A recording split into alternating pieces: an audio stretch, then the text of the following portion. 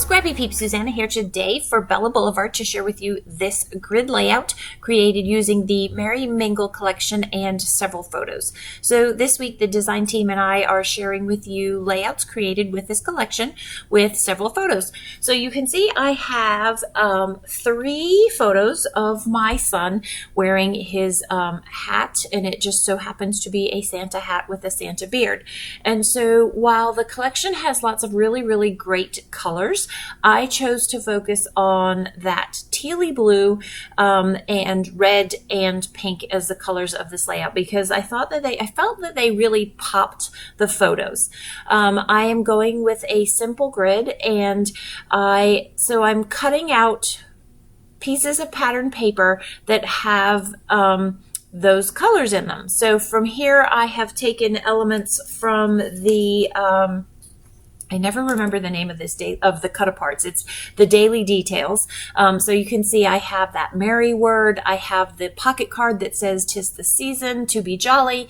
And now I'm creating other 4x3 cards from the pattern papers here.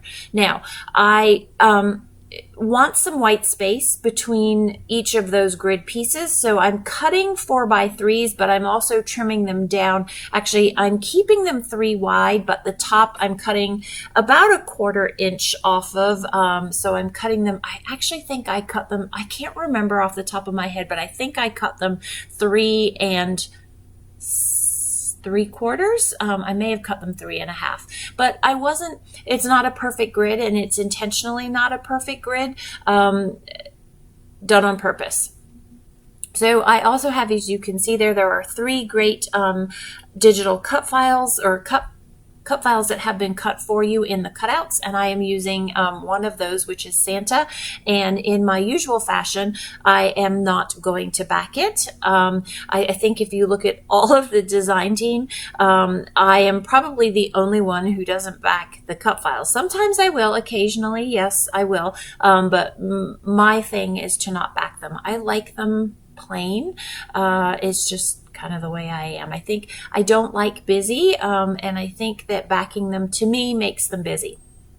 So my intent is with the Merry cut apart there is to turn that into a tag, and then I want to find a few other things to turn into tags to hang from that particular pocket card there. And again, my intent is to just pull elements from the Merry Mingle collection that match the color scheme that I have there.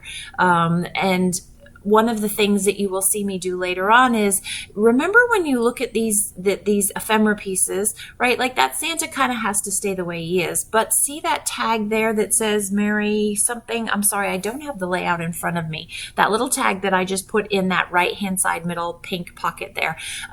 It's got a more color to it, but I can make that, adapt that, which I'm about to do with this pattern paper here. So it's tone on tone white, and I believe this is from the graph paper. So I'm just tracing the top of that tag, and I'm going to make that white that I can then glue on the top and stick to my color palette without pulling in other colors. Now that's small enough that in theory I could leave it like it is and just have that little splash of other colors, but the type A highlighted, bolded, underlined in me will not allow that to happen. So I made it work. So you can see I have a couple of pieces of paper from the 6x6 Bella Besties paper pad. You could just use the 12x12s if you wanted to, but I liked the smaller patterns. And so that is the white there is it's the gingham and stripes, so gingham on one side and stripes on the other side there. And while I had that out, I thought, oh, well, that'll be a great way to also use to create a journaling spot on that red top left card there. And then I swapped out a graph and dot piece for a piece of the gingham. I like the way that that brighter blue worked with the rest of the collection. So you can see there's not a lot of blue that is in this particular grid, but there's just enough to just to pop the pictures and complement the rest of the color. So it's more of the complementary color, whereas the red, pink, and white are the main colors of the layout there.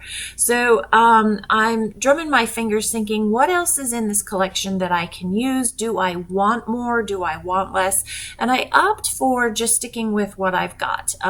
Some like the candy cane stripe, which is the B side of the daily details, it's very busy. Those floating Santas are very busy, and I know I want to use that Bella Pop. Plus, I've already got the phrase in there, so I don't want too much. So I've committed to these being the central elements that are going to be on the page. Now it's a matter of going in and adding the finer details as well.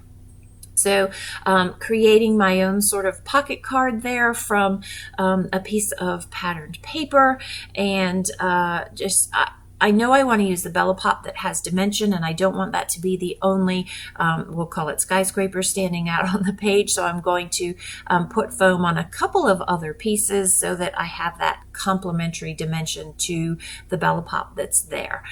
Yep, not going to back it. I could have backed it in vellum, and I toyed with that idea, but because I'm putting it directly over the photos, it would have obscured too much of the photo, whereas even though you can see through vellum, I just like it as this little window of a sort of, it's really more of a subtitle than the title, because I'm going to go ahead and use some of the new puffy alpha stickers to put my title in, to pull just that third real big pop of that teal color in. So this is the Secret Santa Bella Pop. I love it. I love how that Bella Pop Santa complements my son Santa, the Nicholas Santa.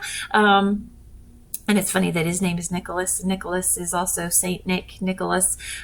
Anyway, so here I know I want these three elements. I know I want them to sort of be floating to create some movement on the page. So I'm going to turn this daily detailed word tag into an actual tag, and just sort of amend that. You can see how I put the hole in. The thing with that We Are Memory Keepers hole punch is that you can't really see where you're punching the hole. There's a lot of shadow, especially in the space that I tend to create in. So I always like to put a little dot so that I can see exactly where it is and take the guesswork out of what it is that I want to do. That's the perfectionist in me. So definitely I have those three elements. You cannot read all of it as it is, but I like that you have to move the stuff to make it move, because I am an interactive girl who likes her interactive elements, and so that's why. I love that little pop of blue there. I am going to journal in that particular spot there. And then that other tag, the one that I amended that took the colored background away and put that sort of more tone on tone white, that is, I'm also going to journal on there, but I think it's just like, I want to say where we were and the date, and nothing more than that. I kept it pretty simple. And sometimes if you know my work, you'll also know that I don't always use labels and tags for writing. I just sometimes leave them as they are. So yeah, I'm adding some little pom-poms. So those are from my stash. Again, I like dimension on my pages to a certain extent. And so if you can put a little personalized detail, I will try and do that. And I thought these pom-poms were really cute. And so that is what I'm going to do with that. So I couldn't get that pom-pom to stick because the Bella Pop is a little bit more slick. And so I just used a glue dot, a Zotz there. So I'm going to tie this tag into the Santa. I'm actually off camera, so it says Merry Magic at the bottom. I've just gotten the layout. I am going to get some of my Bella Boulevard washi from a previous collection that complements this and just put a strip of the snowflake washi. And you'll see that in the close-ups across that. And I just like the way that, again, it gives that little pop of that tealy blue color to just, again, it's just a little personal touch that makes this more my layout than a Bella Boulevard. It is a Bella Boulevard, but personalizes the layout there. So here I have the Luna Alpha stickers, and I'm going to breeze through me putting every single one of those letters down, but it's going to say jolly good fella. Santa is a jolly good fella. Nicholas is a jolly good fella, and that ends up being the title of the layout. So I kind of like the 'Tis the Season to be Jolly, Jolly Good Fella, Santa, Merry Magic, Merry Secret Santa. All of those words just sort of add to the fun and festivity of the page there. So going to put in just a few little elements off camera. You'll see that in the close-ups, and that is going to wrap it up, my friends. So thanks for stopping in today. If you have any questions about my process, please don't hesitate to ask in the boxes down below, and I will do my best to get back to you. Thanks for stopping in today. I hope you're doing well. Come back again soon. Take care.